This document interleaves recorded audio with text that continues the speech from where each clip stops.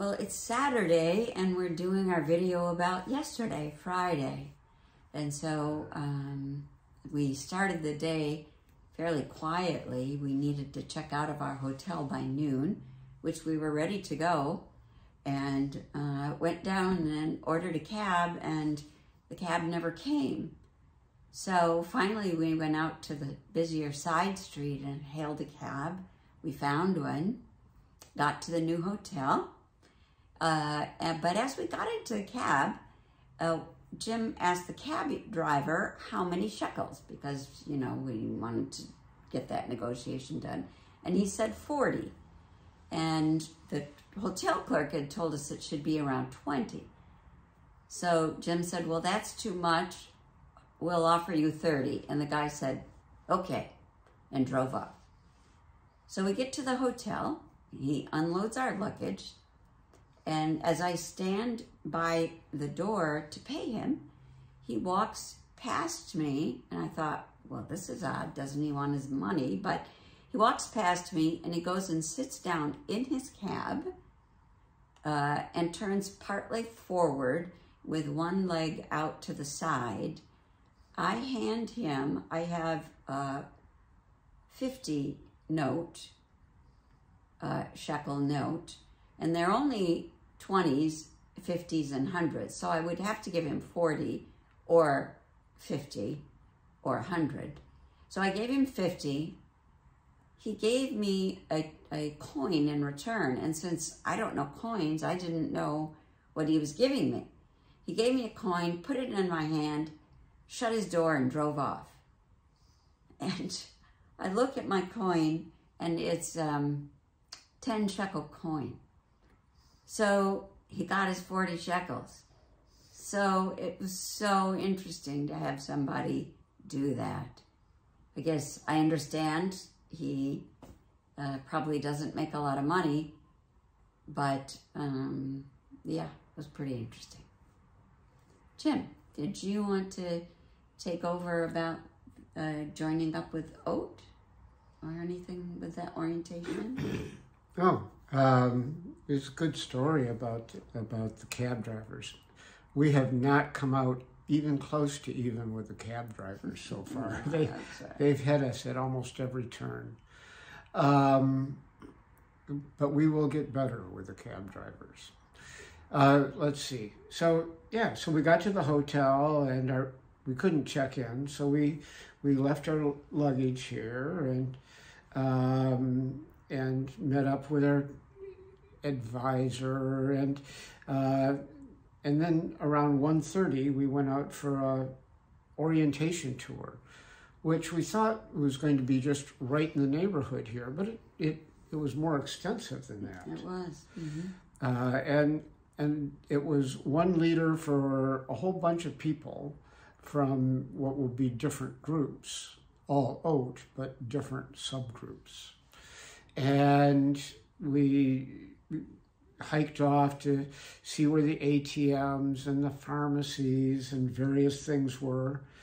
And then we got over into a neighborhood where they had a art, I don't want to say fair because it happens every week, I think. Mm-hmm. So an art market. And we went down through this art market, mm-hmm. which was a lot like, say, an Ann Arbor Art Fair market, and stopped and had not an ice cream, but a granita. They called it a granita. Yeah. And, oh my God, they gave us such huge, little tiny cups, but stacked up huge over the bowl of it. Right. It was more on the outside of the cup than on the inside of the cup. And of course, we forgot to take a picture that showed anything, but we took a picture of the sign. Yes, right. And then went on into down that market a ways more and cut over to the Carmel Market, which is the municipal market. Mm-hmm. You want to take over there? Sure. Well, I'll start with that. And it was really crowded because it was Friday and the Shabbat is celebrated from sundown on Friday to sundown on Saturday. So everything's, well, a lot of things are closed on Saturday. So on Friday, people are shopping for food and prepared food to take home for Shabbat. So it was pretty crowded.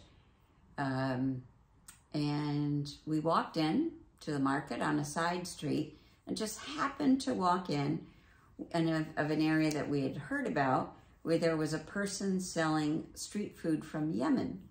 And it was a sandwich with bread that puffed up, and then he put cheese and tomato in the bread and rolled it together. Sort of like a pita, but extremely fresh. We didn't get any, but we saw other people enjoying it. And he was having a good time making it. We'll show you some pictures of him making his Yemeni bread. Yeah. As a matter of fact, we'll do a video. He's quite the showman. He's quite the showman. And that is going to probably start now.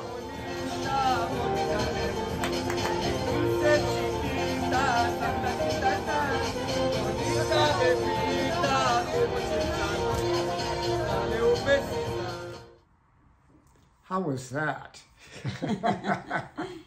And then we moved on in the market to fruits and vegetables, and of course they were gorgeous, just beautiful fruits and vegetables. And there's some pictures of those. And then we happened upon like a baklava store, but it had more than baklava. It just had all these homemade delicious desserts. And we stopped and bought a baklava and with pistachios inside, and it was delicious, just delicious. So that was fun.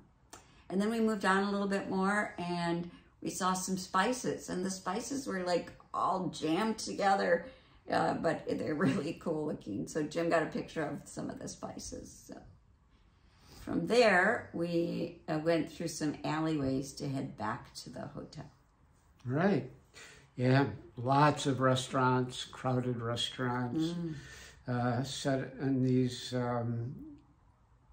alleyways, some of them with lots of trees.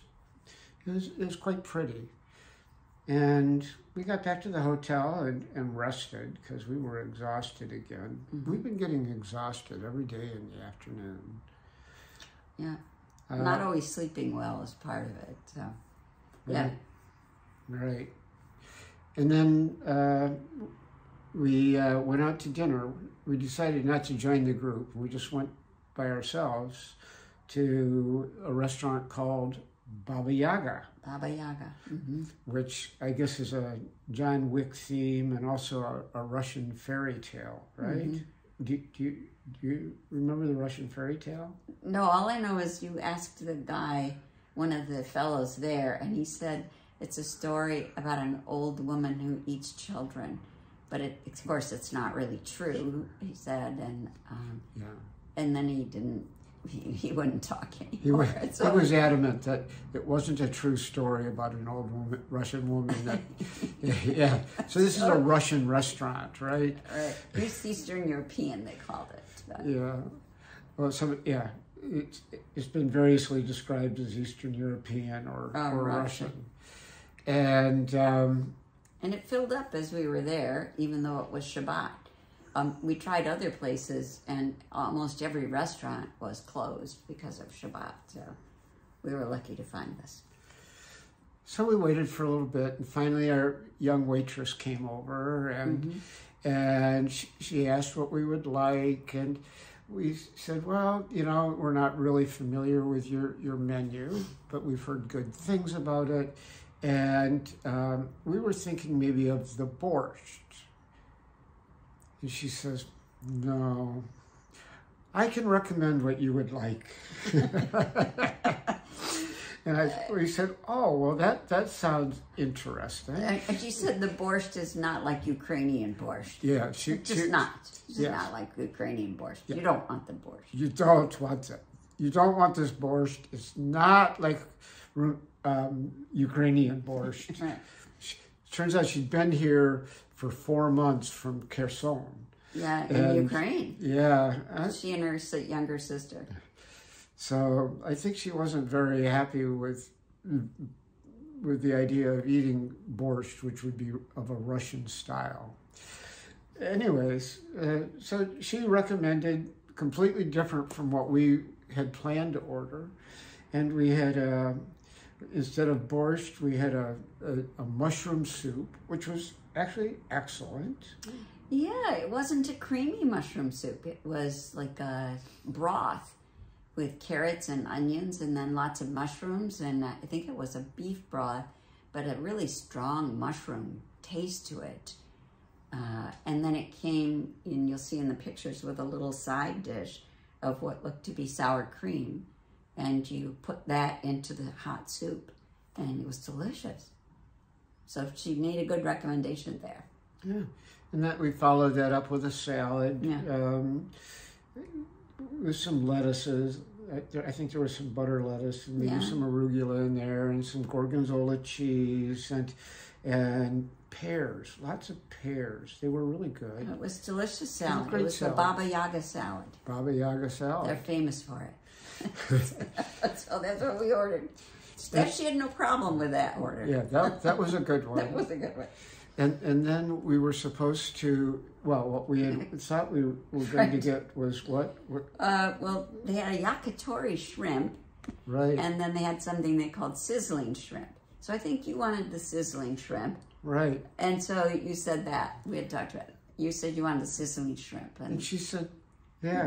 No. How about the eggplant? You don't want the shrimp. You're kind of moving the stand with your feet.